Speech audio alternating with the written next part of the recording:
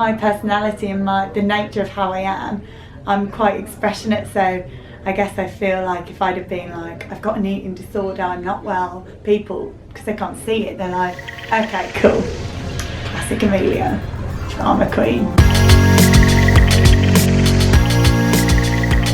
One day I'd woke up in the morning coming down and listening in at like the kitchen, and I remember hearing my mum telling my dad that she was leaving, and from that day I think that just like shook everything that I ever knew, you know. I was only about 13.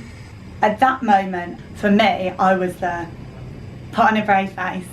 You put pressure on yourself, and I'm going to say what people expect you to be, but it's what you expect them to expect you to be, if that makes sense. I think I had this facade that I thought I can't let them down, I can't let myself down, I'm going to look like I've been defeated if I go back and I say I failed.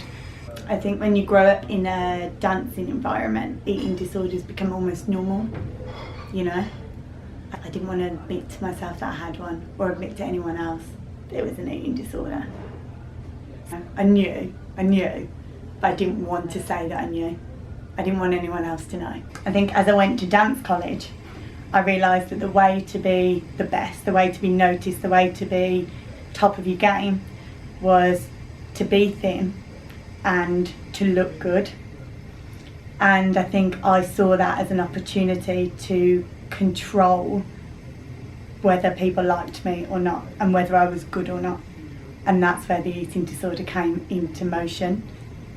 I think the fear of being left and the fear of not being good enough was injected within me or released within me. When you're on your game in the world of an eating disorder, when you're hardly eating anything and you're thin, you feel great.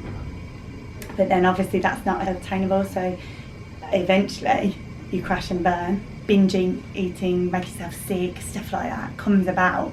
That cycle is something where you totally lose yourself, because eventually, even when you are here, where you're eating as you should, doing the exercise you should, being how you should, you're miserable anyway, because you don't want to go anywhere to eat, you don't want to see anyone, you don't want to do anything other than exercise. Your whole, like I said, your whole diary is taken up by doing that, so you don't do anything then.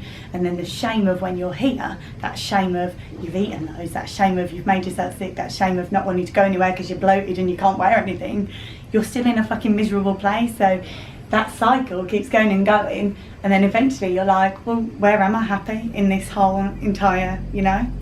And I say that, but it took me 8 years to break that. An eating disorder is one of the hardest, and I think all mental illnesses are hard. If you think about addiction, I think having a drug addiction, a drink addiction, you can, and I don't say this lightly, but you can cut them loose and live without them. Whereas for an eating disorder, you can't live without food. Therefore, you have to strike a balance that seems, I think, almost impossible when you're at that point. But then, it's like I say, it's not like you just don't leave alcohol in the cupboards, you don't leave drugs, you delete the number of your dealer, you know. You can't live without food. Is that a blessing? Because you have to fucking face it, you know. You have to face it. There was no part of me internally that thought I was good enough. There was just an external show that was like, okay, they'll see all these things and they'll think that I'm ace. And for me, being in acting, being in dancing, being musical theatre, it's a bloody blessing and a curse at the same time, because I could do this whole, I'm fine, you know, like the whole time. No one would even know. And then I guess when I moved to London, I was so removed from them in distance, and you just grow apart, that I could live this solitary life where they would never know, and I'd go back maybe once a month, and for that weekend I could be whoever I wanted to be, you know. But it's easy to, isn't it? If you're only home a couple of days a month, it's easy to put on a brave face. I could have told them anything about my life in London, you know, and they would be like, oh my God, amazing. Put a picture on Facebook, picture on Instagram. Everyone's like, oh, she's living the dream, you know. But the reality of that was, I'd go home to my apartment in London and just be fucking miserable.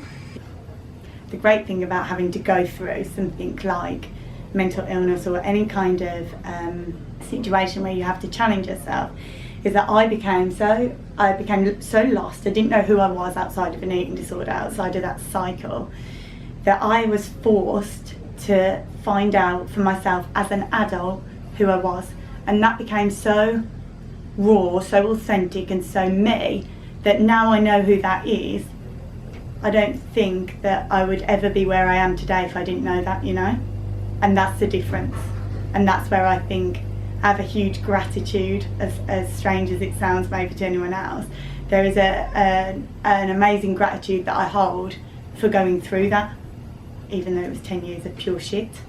There is definitely more awareness out there. Even now, to talk about mental health, it's not the same as telling someone that you had the flu, is it, you know? For me, it's on a level with, you know, some of the worst physical illnesses you can get. I think people look at mental health, and this must come from generations and generations of whatever, but they just, mental health is just the new belong in this section of people, you know? And it's that, I think what's so good about what you're doing is it brings it into real life. People that have a real life, do real jobs, and are real people with real families can have it too.